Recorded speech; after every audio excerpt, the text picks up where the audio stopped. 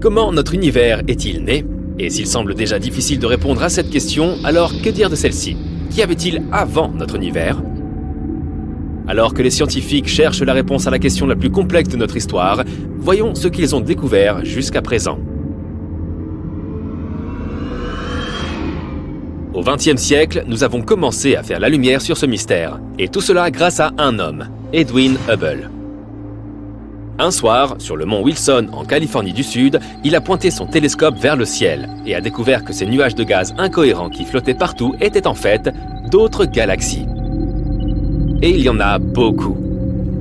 Il a aussi appris autre chose. Une chose qui a changé le monde pour toujours. Ces galaxies bougent. Et alors, te demandes-tu peut-être? Eh bien, cela signifie une chose très importante. L'univers est en expansion. Et s'il est en expansion, alors il a probablement eu un commencement quelque part, non? Maintenant, tout ce que nous avons à faire, c'est de remonter le temps et de voir où se trouvait ce point de départ. Il a fallu aux scientifiques de nombreuses années supplémentaires pour formuler une théorie à part entière, la théorie du Big Bang. Et la voici. Rien ne s'est jamais trouvé nulle part, car ni quand ni où n'existait alors. Tu comprends? Sauf qu'en fait, non. Il y avait bien une chose. C'était la présumée singularité initiale. Un état de notre univers dans lequel il était incroyablement petit, dense et très, très chaud. Imagine que notre univers soit comprimé en une petite boule. La pression et la température à l'intérieur seraient énormes. À un moment donné, il est devenu impossible de les contenir. Et voilà le Big Bang. C'est une explosion d'énergie et de matière qui a créé tout ce que nous voyons aujourd'hui. Le temps et l'espace, les forces physiques de base. Il a aussi dispersé des quarks un peu partout. Ces quarks, les minuscules particules qui composent notre univers, bouillaient tous en une espèce de soupe cosmique incroyablement chaude. Lorsqu'elle a refroidi, la gravité a commencé à les attirer les uns vers les autres. Ils se sont rassemblés en atomes, puis en molécules, et enfin dans les premiers objets du cosmos, les étoiles. Et tout cela s'est produit il y a seulement quelques 12 à 14 milliards d'années. Très bien, maintenant nous savons comment notre univers a été créé. Mais qu'y avait-il avant cela? Alan Harvey Guth, un physicien théoricien et cosmologiste américain, a consacré toute sa vie à résoudre ce mystère. Après avoir découvert la théorie du Big Bang, Guth a décelé quelques failles dans cette théorie. Par exemple, la répartition de la matière semblait très uniforme, alors qu'elle n'aurait pas dû l'être. Accrochons un ballon rempli de peinture au plafond et posons une toile blanche sur le sol. Si nous laissons tomber le ballon, il éclatera et nous verrons un chaos absolu se répandre sur la toile. Un amas de taches éparpillées partout au hasard, aucune semblable à une autre. Mais ce n'est pas vraiment à cela que ressemblait l'univers primitif. Au lieu de lancer un ballon de peinture depuis le plafond, dessinons un petit point rouge sur la toile. Maintenant, élargissons-le un peu plus. Et encore plus. Et capturons tout cela image par image. Nous verrons alors un cercle qui grandit progressivement dans toutes les directions. Voici donc la réalité. L'univers primitif était tout à fait uniforme et proportionnel. Et telle était la découverte de Guth, la théorie de l'inflation cosmique. Voici ce qu'elle avance. Même avant le Big Bang, il existait une sorte de force capable de donner une forte accélération à ce bang. Une chose qui était capable de tout répartir dans l'espace instantanément et de façon uniforme. La théorie de Guth a connu un grand succès, et maintenant la majorité des scientifiques y adhèrent. Pour la plupart d'entre eux, cette conception de la naissance de l'univers est tout à fait suffisante. Pour la plupart, mais pas pour tous. Martin Bojewald est un professeur de physique allemand. Et selon lui, l'univers est né tout à fait différemment. Tu te souviens quand nous avons parlé de la singularité initiale, l'état de l'univers dans lequel il était petit, infiniment dense et super chaud? Selon la théorie de Bojewald, la singularité n'a pas pu simplement apparaître de nulle part. Cela semble absurde. Mais alors, d'où vient-elle? Regardons la pendule d'une vieille horloge. La pendule oscille d'un côté à l'autre. Son mouvement est fluide, continu et sans interruption. C'est ainsi que nous percevons habituellement le temps. Il coule et ne s'arrête jamais. Mais le temps quantique, le temps quantique ne fonctionne pas comme ça. C'est plutôt comme la trotteuse d'une horloge. Il se compose de petits segments et fait de courtes pauses. Et, comme avec la trotteuse d'une horloge, le début d'un segment de temps est toujours la fin d'un autre. Tu vois où je vais en venir? Revenons encore une fois au ballon. Selon la théorie du Big Bang, il était une fois notre univers qui a commencé à s'étendre, à se gonfler comme un ballon. Mais tôt ou tard, il se mettra à se dégonfler de nouveau. L'univers commencera à rétrécir et retournera à l'état de singularité cosmique. Et puis devine quoi? Ce sera le Big Bang 2. Rien n'apparaît de nulle part et ne disparaît nulle part non plus. Selon la théorie de Bojewald, le début de chaque univers est la fin du précédent. Notre univers n'est pas du tout le premier, et ne sera pas le dernier. Des millions d'univers similaires ont existé avant nous et existeront bien après. Cette théorie, bien qu'elle semble plutôt logique, est loin d'être complète. Malheureusement, nous n'avons pas assez de connaissances pour fournir toutes les preuves qui la justifient, donc pour l'instant, tout cela ne demeure qu'une hypothèse. Mais certaines personnes proposent des idées encore plus étranges. Les scientifiques avaient des théories tellement inhabituelles que personne d'autre n'aurait pu y penser. Neil Turok, un physicien sud-africain, et son collègue Paul Steinhardt, un physicien théoricien américain, cherchent des réponses bien au-delà de notre univers. Ils affirment que oui, notre univers n'est pas le premier. Il y en a eu d'autres et il y en aura une infinité. Et il n'y aura pas seulement une infinité de Big Bang. Notre univers n'est qu'un parmi un nombre infini d'autres univers. Et nous sommes tous engagés dans un cycle de reconnaissance sans fin de mondes parallèles. Cela semble incroyable et effrayant à la fois. Mais comment cela fonctionne-t-il? Selon une théorie, notre univers est situé à l'intérieur d'une brane, comme dans Membrane. En d'autres termes, nous nous trouvons dans une sorte de surface élastique qui est capable de se contracter, de s'étirer, d'osciller, et ainsi de suite. Comme du linge étendu sur une corde, ces univers parallèles sont situés les uns après les autres. Chacun a un voisin. Et nous ne sommes pas une exception. Un autre univers pourrait se trouver à 1 centimètre d'une autre, mais nous ne pouvons pas le voir. C'est parce qu'il existe un espace minuscule entre nous. Et ce minuscule espace contient la 4e dimension. Comment ces univers naissent-ils? Par la collision des branes. Ces branes se rapprochent les unes des autres très lentement, jusqu'au jour où elles entrent enfin en contact. Leur collision crée 2 Big Bang et 2 univers parallèles. Puis elles s'éloignent l'une de l'autre. Les mondes créés continuent d'exister, et nous en sommes actuellement à ce stade. Mais au moment où ils disparaîtront, les branes entreront à nouveau en collision, et cela entraînera la naissance d'un nouvel univers. Tu te souviens de la théorie de l'inflation cosmique? Une énergie mystérieuse avait poussé et accéléré le Big Bang. Eh bien, si nous étions entrés en collision avec un autre univers, cela expliquerait tout. Bien sûr, tout ce qui est décrit ici relève d'une grande simplification. Lorsque tu entends que notre monde est un bout de linge sur une corde, cela semble complètement absurde. Mais cette idée est basée sur la théorie des cordes et la théorie M, 2 piliers de la mécanique quantique. Si elle s'avère exacte, elle pourrait expliquer presque tout dans notre univers. L'élaboration d'une théorie est un processus incroyablement complexe. Turok et Steinhardt ont fait une énorme quantité de calculs et ont écarté beaucoup de théories qui ne fonctionnaient pas. De plus, pour élaborer une pareille théorie, il faut dépasser les limites de l'esprit humain et concevoir 11 dimensions à la fois. Malheureusement, cette idée aussi folle qu'élégante a été l'objet de nombreuses moqueries. Turok et Steinhardt rétorquent que les scientifiques sont des gens ordinaires, pas si différents de tout un chacun. Ils ont aussi peur du changement et de l'inconnu. Et il est vraiment effrayant de remettre en question tout ce en quoi nous avons pu croire. Il y a de nombreuses années, les gens ne croyaient pas que la Terre était ronde. Puis, ils ont été scandalisés par la théorie du Big Bang. Nous ne pouvons pas faire de découvertes sans lutter et sans avoir peur. C'est pourquoi Turok et Steinhardt ne prévoient pas d'abandonner si facilement. Après tout, les preuves dont nous disposons actuellement ne font qu'affirmer que chacune des 3 théories est possible. Alors, quelle réponse est la bonne? Nous le saurons peut-être jamais. Du moins, pas à ce stade du développement humain. Malheureusement, tant que nous n'avons pas de preuves, nous ne pouvons que théoriser.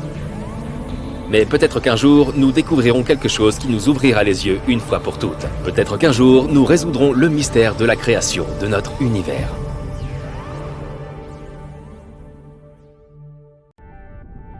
Bang! C'est ainsi que tout a commencé, il y a environ 13,8 milliards d'années. Et on ne l'a compris qu'au cours des 100 dernières années. Tout ce que nous voyons dans l'espace aujourd'hui, planètes, astéroïdes, comètes, étoiles, n'était tout simplement pas là au début. Dans les années 1920, les astronomes ont eu l'idée qu'il y a très longtemps, l'univers n'était qu'un seul point. Un point extrêmement chaud, des milliers de milliards de degrés, compact et dense, qui a grossi et s'est étiré à une vitesse inimaginable. À un moment donné, de la matière a commencé à voler dans toutes les directions à la vitesse de la lumière. Le Big Bang a été un chaos total, avec des particules minuscules mélangées à de l'énergie et de la lumière. Oui, un désordre sans nom, mais tout de même, dans la première minute après le Big Bang, la base de tout ce qui apparaîtrait plus tard était presque posée. Il n'a fait chaud que pendant cette énorme explosion. Dès que l'expansion a commencé, l'univers a commencé à se refroidir, un peu comme un gaz qui se refroidit lorsque tu le vaporises depuis une bombe aérosol. Pendant ce processus, une partie de l'énergie a en quelque sorte gelé, tout comme l'eau se transforme en glace. Ici, l'énergie pure a été gelée et s'est solidifiée en matière. Une minute après le bang, le refroidissement était toujours en cours, extrêmement rapide et littéralement partout à la fois, puisque l'univers n'a pas vraiment de bord. Ce n'était plus seulement un point compact. La base d'une nouvelle expansion et de tout ce qui allait suivre était en train de se former. Tu te souviens de ces minuscules particules de la première phase de boom de l'univers ? Elles ont commencé à se regrouper, ce qui a formé des atomes d'hélium et d'hydrogène. Il a fallu environ 3 minutes pour que la plupart de l'hélium et tout l'hydrogène de l'espace soient fabriqués. Ces deux éléments sont les plus courants et les matériaux de base qui ont ensuite formé les premières galaxies et étoiles. Ce n'est pas parce que la base était terminée que la création de l'univers s'est arrêtée après ces 2 premières minutes. Il est vrai qu'après cela, aucun nouvel élément n'a été créé pendant des millions d'années. C'est pourquoi la version initiale de l'univers était entièrement composée d'hélium, d'hydrogène et d'énergie. Mais finalement, les atomes ont commencé à se regrouper lentement, ce qui, après beaucoup de temps, a provoqué la création de galaxies et d'étoiles. Des nuages d'hélium et d'hydrogène se sont regroupés et se sont transformés en étoiles qui avaient des forces gravitationnelles. Notre Soleil est également composé de 3/4 d'hydrogène, tandis que le reste est de l'hélium. Donc un quart ? Oui, mais à des stades ultérieurs. D'autres éléments plus lourds ont commencé à apparaître aussi, comme le carbone, le fer, l'oxygène et ainsi de suite. Il ne s'agissait pas seulement de processus chimiques au cours desquels de nouveaux éléments, étoiles ou planètes, ne cessaient d'apparaître. L'univers entier est en expansion depuis le Big Bang. Les chercheurs ont réalisé que d'autres galaxies s'éloignent en quelque sorte de la nôtre. Chère galaxie, vous devez arrêter de faire ça. Comment allons-nous découvrir la vie extraterrestre là-bas si vous ne cessez de vous éloigner ? Et ce n'est pas tout. Les galaxies les plus éloignées se déplacent en fait plus vite que celles qui sont proches de notre galaxie, la Voie lactée. L'univers est fabuleux, inconnu, mystérieux, effrayant et complètement silencieux. Imagine que tu flottes dans ta combinaison spatiale quelque part au-dessus de la Terre. Tout ce que tu pourrais entendre, c'est le bruit de ta propre respiration. Rien ne vient de l'extérieur. Comme il n'y a pas d'atmosphère, le son n'a aucun moyen de se propager ou d'être entendu. En parlant de combinaison spatiale, ce truc coûte environ 12 millions de dollars. Ce qui signifie que nous devrons attendre un peu plus longtemps avant d'aller se détendre dans l'espace. Mercure est la planète la plus proche du Soleil. On pourrait donc penser que c'est aussi la plus chaude.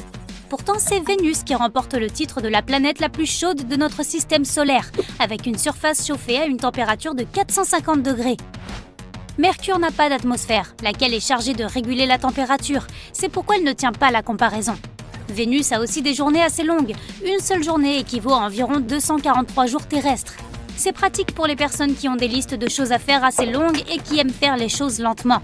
Cependant, Vénus tourne autour du Soleil en 225 jours terrestres, ce qui signifie qu'une année là-bas dure 18 jours de moins qu'une journée. Tu peux fêter 2 fois ton anniversaire en une journée alors ? Génial, mais l'inconvénient est que sur Vénus, il pleut de l'acide sulfurique et il neige du métal. Ce n'est plus aussi amusant, si ? La Terre a ses aspects sympas aussi.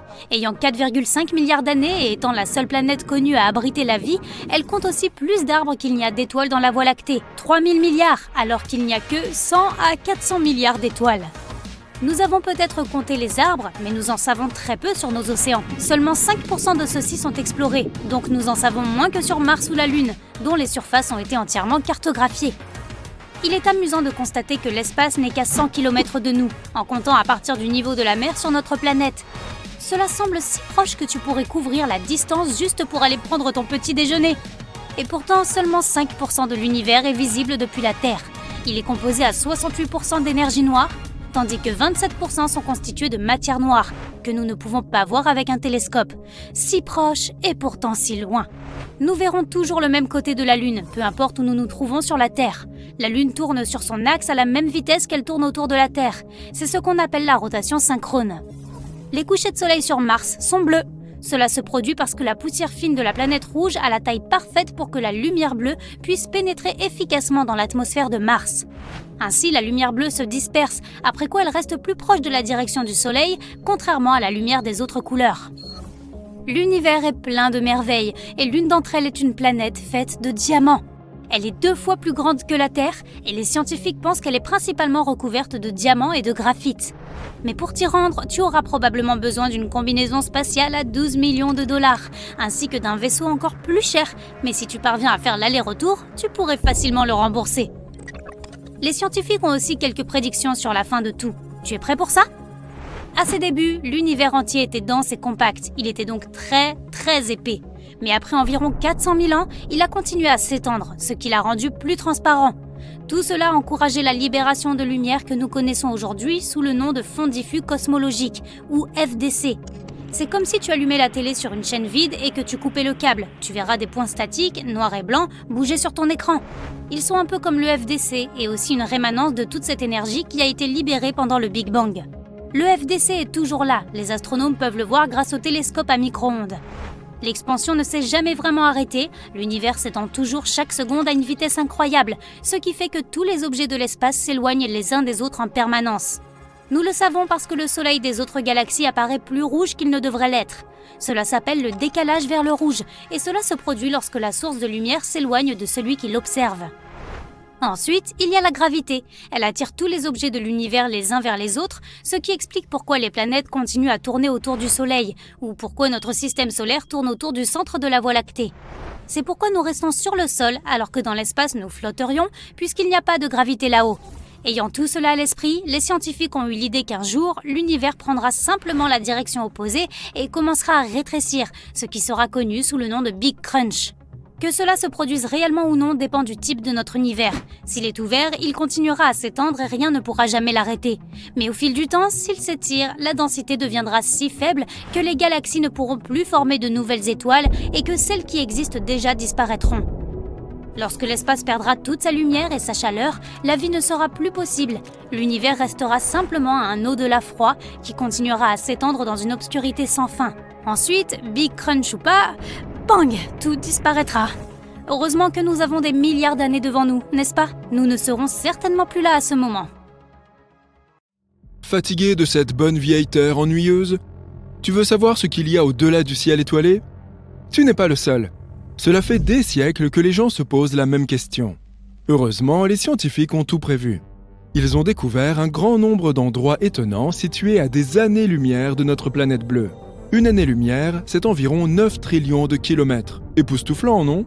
Alors, monte, le vaisseau spatial de la connaissance s'apprête à décoller. Ton premier arrêt se situe à 2,5 milliards d'années-lumière de la Terre. Il s'agit d'un quasar, l'un des objets les plus brillants de l'univers et le premier à avoir été découvert. Un quasar n'est pas une étoile, mais une galaxie lointaine. Cet objet extrêmement brillant tire son énergie d'un trou noir supermassif.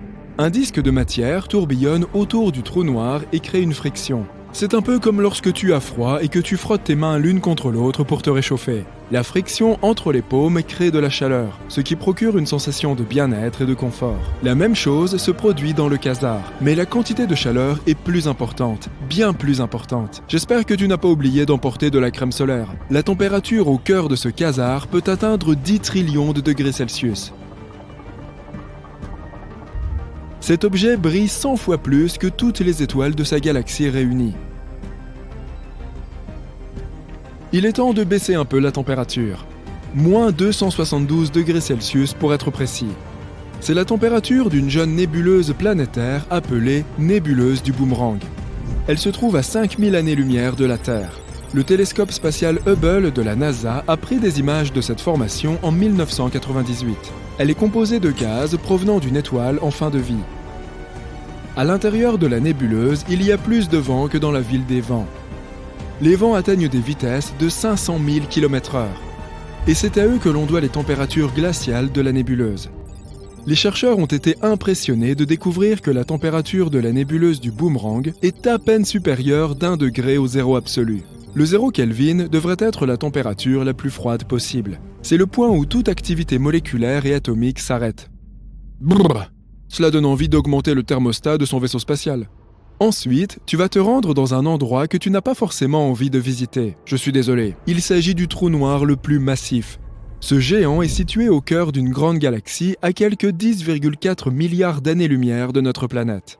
Sa masse est 66 milliards de fois supérieure à celle du Soleil.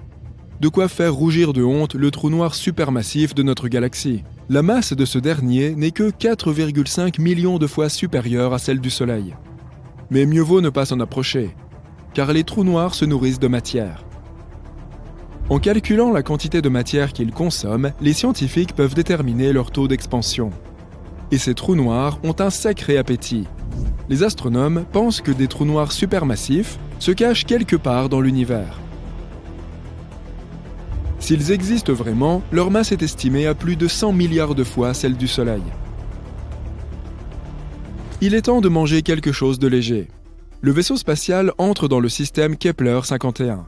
Ce système abrite les planètes les plus légères de notre univers, appelées superpuffs. Ce terme évoque quelque chose de léger, et c'est effectivement le cas. La masse de ces planètes est égale ou légèrement supérieure à celle de la Terre, mais cela ne veut pas dire qu'elles sont petites.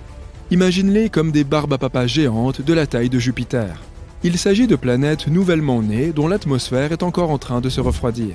Il est cependant préférable d'attendre la fin de ce processus, car 260 degrés Celsius, c'est trop chaud à gérer. Mais pour les experts, les superpuffs sont spéciales. Ces planètes sont incroyablement rares, puisque les chercheurs ont réussi à en découvrir moins de 20 à ce jour. Es-tu prêt pour une course? Supposons que le vaisseau sur lequel tu te trouves voyage à une vitesse de 40 000 km/h. C'est le record de la vitesse la plus élevée de l'histoire de l'humanité. Il a été établi par le trio d'astronautes de la NASA lors de la mission Apollo 10 en 1969. Et non, je ne parle pas de Neil Armstrong et Buzz Aldrin. Ceux-ci ont participé à la mission Apollo 11 plus tard dans l'année. Aujourd'hui, tu vas te mesurer à une étoile située à 18 000 années-lumière de la Terre.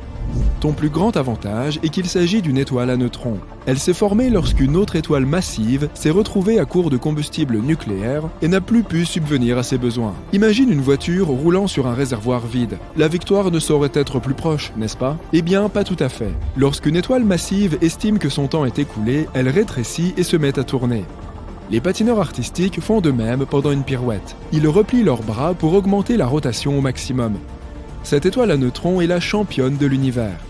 Elle tourne à une vitesse de 250 millions de kilomètres à l'heure.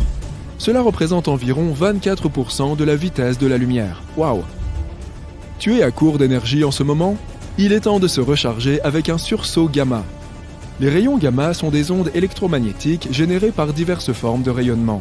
Ces sursauts étaient pratiquement inconnus de la science jusqu'à la fin des années 1960. Des satellites équipés de détecteurs de rayons gamma ont accidentellement enregistré d'énormes bouffées de rayonnement en dehors de notre système solaire. De quoi s'agit-il? Rien de sombre, assurément, puisque ce sont les formes les plus énergétiques de la lumière. Les scientifiques pensent que les sursauts gamma se produisent lorsque deux étoiles à neutrons entrent en collision et forment un trou noir. L'autre explication est que ce sont les étapes finales de la vie d'une supernova. Cet événement se produit lorsqu'une étoile décide de s'éteindre avec fracas. Les sursauts gamma sont plus brillants qu'un diamant. Ils sont 1 million de billions de fois plus brillants que le Soleil. C'est une véritable explosion d'énergie.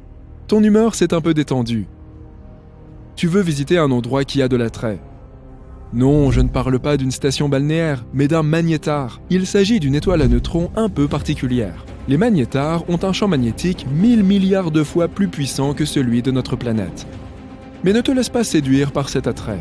Disons simplement que tu ne vivras pas assez longtemps pour le raconter si tu t'approches de l'une d'entre elles. En 2004, une éruption provenant de la surface d'un magnétar a réussi à comprimer le champ magnétique terrestre à une distance de 50 000 années-lumière. Impressionnant pour une étoile de la taille d'une ville. Cela donne envie de faire équipe avec cet aimant surdimensionné pour commettre le plus grand hold-up qui soit. Un magnétar a la capacité de voler toutes les cartes de crédit de la planète Terre à une distance égale à celle de la Lune. Heureusement pour les humains, la NASA n'a découvert que 31 de ces étoiles à ce jour. Tu as à peine échappé à l'attraction d'un magnétar. Soudain, tu ressens une force étrange qui t'éloigne de ton point d'attache. Il s'agit du grand attracteur, l'un des plus grands mystères de l'univers. Cette irrégularité gravitationnelle massive nous attire de plus en plus près d'elle depuis des milliards d'années. Les scientifiques estiment que le grand attracteur est situé au centre du superamas Laniakea. Ce nom signifie « ciel incommensurable » en hawaïen. Il représente un gigantesque ensemble de planètes, d'étoiles et d'astéroïdes. Notre galaxie, la Voie lactée, n'est qu'une tache dans cet énorme superamas. Selon la théorie du Big Bang, pas la sitcom mais la vraie théorie, l'univers s'est développé dans toutes les directions. Mais le mystérieux grand attracteur ralentit les choses. De quelle manière exactement? Les chercheurs n'ont pas encore trouvé la réponse à cette question. Le bon côté des choses, c'est qu'ils savent bien nommer ces phénomènes. La fin de l'univers s'appellerait le Big Crunch, à supposer qu'il y ait encore quelqu'un pour l'appeler ainsi. Ton voyage s'achève lui aussi aux confins de l'univers. La galaxie la plus éloignée de la Terre est également la plus ancienne. Les galaxies qui se sont formées en premier après le Big Bang sont celles qui ont dérivé le plus loin. Ainsi, chaque fois que les télescopes de pointe détectent un point très éloigné, ils donnent aux scientifiques une image des origines de l'univers. 13,8 milliards d'années, une mystérieuse explosion s'est produite dans l'espace. C'était le chaos. Un moment où les étoiles, les planètes, les astéroïdes, le reste des corps spatiaux et les galaxies sont nés. C'était le Big Bang, une théorie que nous connaissons tous. Mais personne ne sait avec certitude ce qui s'est passé, d'où vient l'univers et ce qu'il y avait avant. Certains pensent même que l'univers est passé par un cycle où il s'est contracté et étendu plusieurs fois.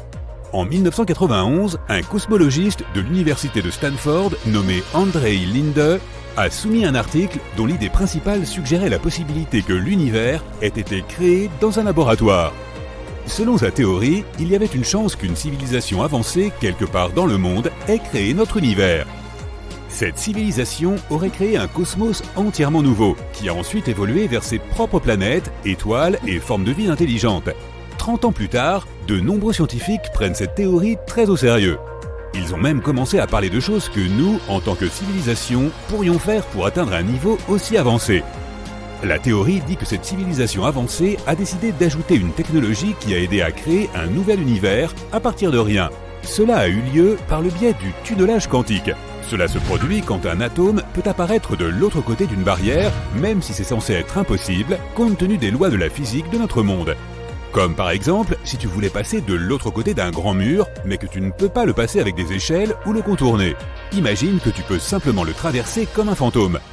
Dans notre monde, ce n'est pas possible, mais une civilisation plus avancée pourrait être capable de le faire. De plus, ils auraient compris comment ils pouvaient créer de nouveaux univers. En ce moment, à l'échelle cosmique, nous pourrions être une civilisation de classe C. Nous ne savons pas comment recréer certaines choses. Par exemple, les conditions sur la Terre si notre étoile centrale, le Soleil, s'éteint. Si nous parvenons à devenir une civilisation de classe B, nous apprendrons à ajuster les conditions pour être indépendants du Soleil. Cela signifie que nous pourrions peut-être même apprendre à vivre sans lui. Et si nous passons au niveau supérieur et devenons de classe A, nous saurons comment recréer les conditions cosmiques et produire notre propre cosmos dans nos laboratoires. Pensons au monde dans lequel nous vivons à travers 3 dimensions d'espace, Est-Ouest, Nord-Sud et Haut-Bas. Il y a aussi une dimension de temps, ce qui signifie que nous pouvons distinguer le passé du futur. Une 5e dimension représenterait une dimension supplémentaire de l'espace. La théorie de son existence a été mentionnée pour la première fois dans les années 1920. Elle a été inspirée par la théorie de la gravité d'Albert Einstein, qui a déclaré que l'espace-temps est déformé par la matière et l'énergie. Nous ne pouvons pas percevoir ces 4 dimensions, mais nous voyons comment un objet se déplace et l'attribuons à la gravité. Et peut-être qu'il y a une autre force, comme la force électromagnétique, qui est plus de 1000 fois plus forte que la gravité et qui pourrait expliquer les choses qui se passent dans cette dimension supplémentaire de l'espace. La 5e dimension est courbée, de sorte que nous ne pouvons pas la voir, mais l'idée de cette dimension a été mentionnée dans une théorie des cordes. Elle considère l'univers comme de très petites cordes de masse énergie et non comme des particules. Elle vibre dans un espace-temps à 10 dimensions, sachant que 6 d'entre elles prennent moins de place qu'un seul atome. Cela a conduit à l'image de l'univers comme une île en 3D qui flotte dans un espace-temps à 10 dimensions. De plus, la cinquième dimension pourrait être une excellente explication pour nous en dire plus sur la matière noire. C'est la matière invisible qui a une masse, mais que nous ne pouvons pas voir et qui ne peut pas interagir avec la matière ordinaire. Or, la matière noire représente 85% de toute la matière de notre univers. L'univers ne peut pas être immobile, il est constamment en mouvement, se contractant ou s'étendant. Nous pensions qu'il y avait 100 milliards de galaxies, mais il s'avère qu'il y en a plus d'1 trillion. Les galaxies s'éloignent les unes des autres. C'est ce que cela signifie lorsque les scientifiques disent que l'univers est en expansion continue. Il y a des vides entre les galaxies qui s'étendent parfois sur des millions et des millions d'années-lumière. Ils peuvent sembler vides, mais ils peuvent aussi contenir beaucoup plus de matière que ce que nous pouvons trouver dans les galaxies. Pourtant, les étoiles ne peuvent généralement pas s'y former car la matière entre ces zones a une densité plus faible. Mais il y a quand même beaucoup d'étoiles dites intergalactiques. Un bon exemple est l'amas de galaxies de la Vierge, dont 10% sont des étoiles intergalactiques. Nous ne savons pas exactement comment elles sont arrivées là, mais il y a 2 façons possibles. Première option, les étoiles peuvent entrer en collision, fusionner ou passer près d'une autre galaxie qui peut les faire décoller de leur galaxie mère. Deuxième option, un trou noir supermassif peut accélérer une étoile à une vitesse très élevée s'ils se rencontrent de près, ce qui peut, là encore, faire qu'une étoile soit expulsée de sa galaxie mère. Si tu disposais d'un aimant géant, tu pourrais même extraire quelque chose des environs d'un trou noir. C'est possible si le champ magnétique près d'un trou noir supermassif est aussi fort que le champ gravitationnel du trou noir. Mais cela ne fonctionne pas si nous parlons de matériel qui se trouve déjà au-delà de l'horizon des événements du trou noir. C'est la limite où la force gravitationnelle est si puissante que même la lumière ne peut pas s'en échapper. Il faudrait que tu accélères ce matériau au moins à la vitesse de la lumière pour qu'il puisse s'échapper. Pour cela, tu aurais besoin d'une quantité infinie d'énergie. Mais un aimant pourrait t'aider si quelque chose se dirige vers le trou noir, mais n'est pas encore entré à l'intérieur. Lorsque l'on évoque les trous noirs, tu as sans doute en tête l'image d'un vide géant dans l'espace. Mais la Voie lactée est très probablement pleine de milliers de trous noirs plus petits qui flottent dans la galaxie. Lorsqu'une étoile arrive à sa fin, elle est détruite dans une explosion de supernova, qui est un cataclysme d'énergie. Durant cette explosion, les densités dans le noyau atteignent un état suffisamment intense pour que rien ne puisse s'échapper.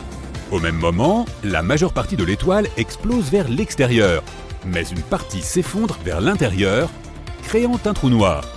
Plus l'étoile est grosse, plus le trou est gros. Le trou noir avale alors tout ce qui se trouve sur son chemin, y compris les autres étoiles. Lorsqu'une étoile est attirée dans le trou noir, elle est déchirée à cause de la forte gravité à l'intérieur. Certaines de ses parties tombent dans le trou, tandis que les autres sont éjectés à des vitesses incroyablement élevées. Certains trous noirs pourraient avoir été formés de façon différente. Les premiers stades de notre univers étaient pour le moins assez chaotiques. Il y avait des températures et des pressions élevées, et cet état a façonné le cosmos tout entier. Dans les bonnes conditions, n'importe quelle vieille tache de gaz a pu se rétrécir pour devenir un trou noir. Et il en existe de toutes les tailles. De quelques kilos à des masses colossales comme celles de milliers de soleils. Et tout ce qui se trouve entre les deux. Les trous noirs ne sont pas vraiment noirs, ce sont des zones à forte gravité et aucun objet ne peut s'échapper lorsqu'il entre à l'intérieur. Ils se nourrissent de rayonnements électromagnétiques tels que la lumière et les particules spatiales. Comme ils consomment de la matière en permanence, les trous noirs émettent une lueur sombre. La Terre n'est pas si proche du bord inhospitalier du système solaire. Nous sommes en 6e position. Les scientifiques ont créé une carte 3D de notre système solaire où nous pouvons voir à quoi ressemble le bord. Il leur a fallu 13 ans pour la concevoir. La frontière s'appelle l'héliosphère externe. Elle marque la zone de l'espace où le vent solaire, qui est le flux de particules chargées que notre Soleil émet, est dévié et drapé par le rayonnement qui provient de la région vide au-delà de notre système solaire. La couche intérieure de l'héliosphère est celle où le Soleil et les planètes ont la forme approximative d'une sphère, alors que la couche extérieure n'est pas aussi symétrique. Cette asymétrie se produit parce que notre Soleil se déplace dans la galaxie et subit une friction avec le rayonnement qui se trouve devant lui. Éloignons-nous de la Terre pour la regarder de plus haut. Elle brille comme un sapin de Noël. La nuit, les grandes villes ressemblent à des taches jaunes, et le jour, nous pouvons voir des structures étranges, comme une île en forme de palmier dans les Émirats arabes unis ou une ligne sombre qui traverse la Chine, la Grande Muraille. Ce sont des traces de l'existence humaine. Maintenant, pointons notre télescope vers d'autres planètes. Mars, c'est juste un désert sans fin. Vénus, seulement des rochers et des volcans.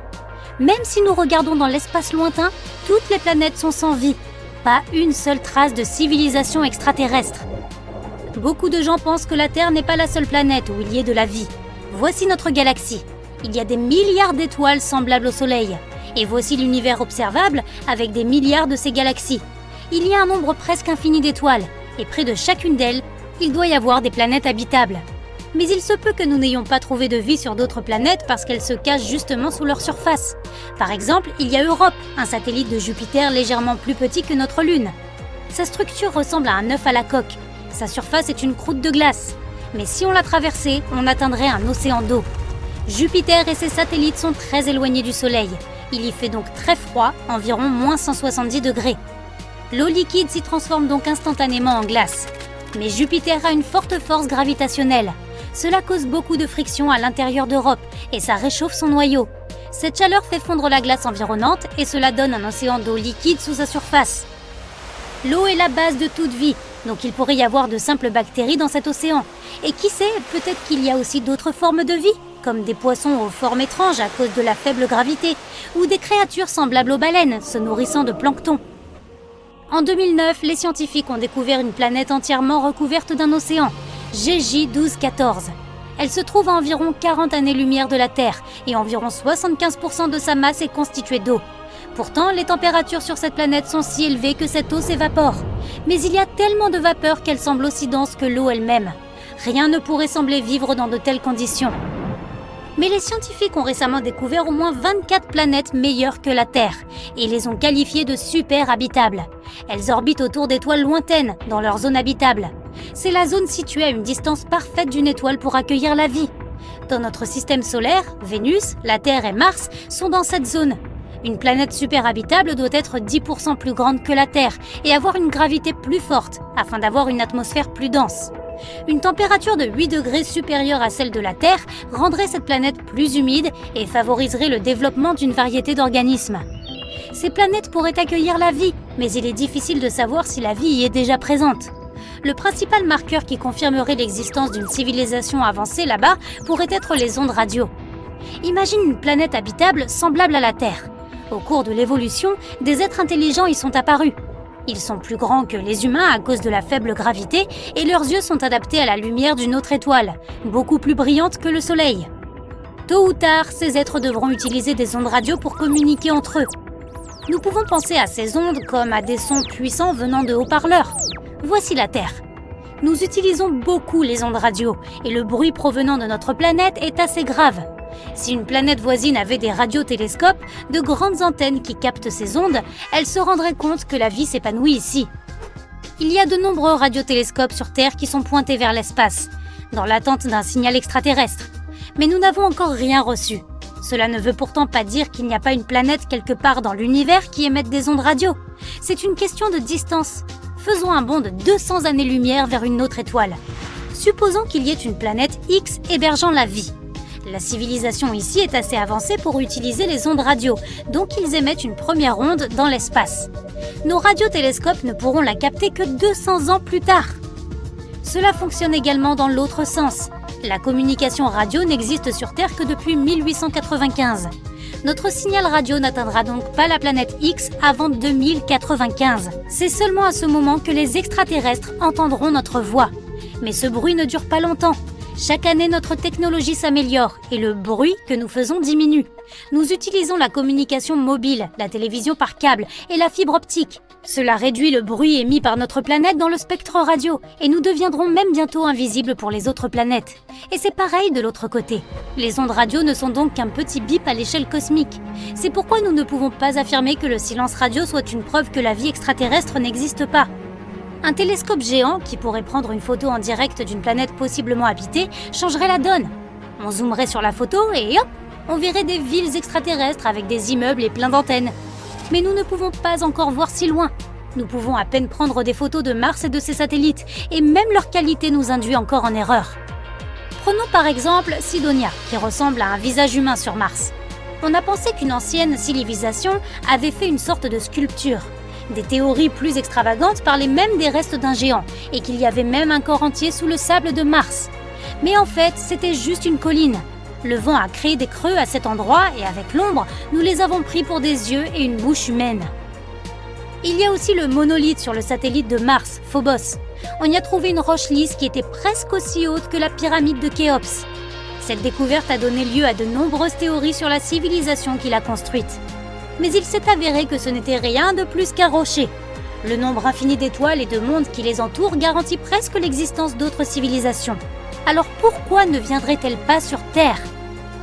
Nous pensons que la vie dans l'univers se développe selon des scénarios similaires. L'émergence de formes de vie simples, suivie de l'évolution et de la naissance de civilisations technologiquement avancées.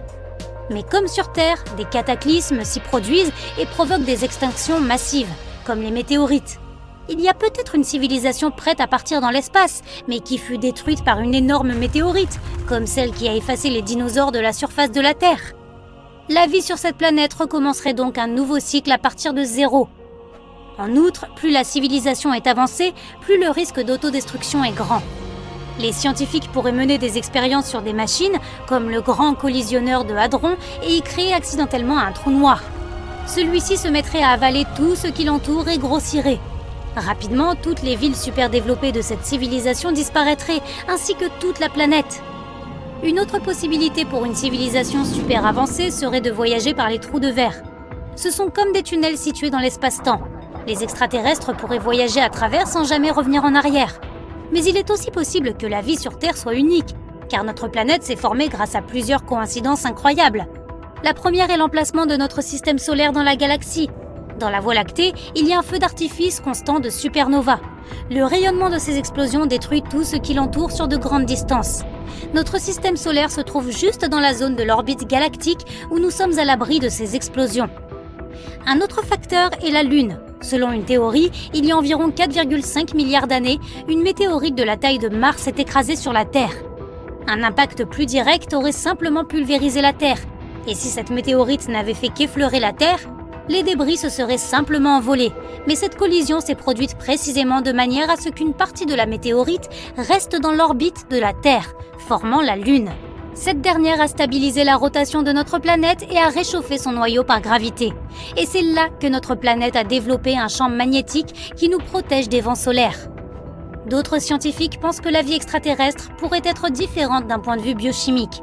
Le carbone et l'eau sont les éléments de base de notre corps, mais le carbone pourrait être remplacé par du silicium ou du phosphore et l'eau par de l'ammoniac ou du méthane. Ces atomes pourraient former des molécules différentes et s'assembler en un organisme vivant.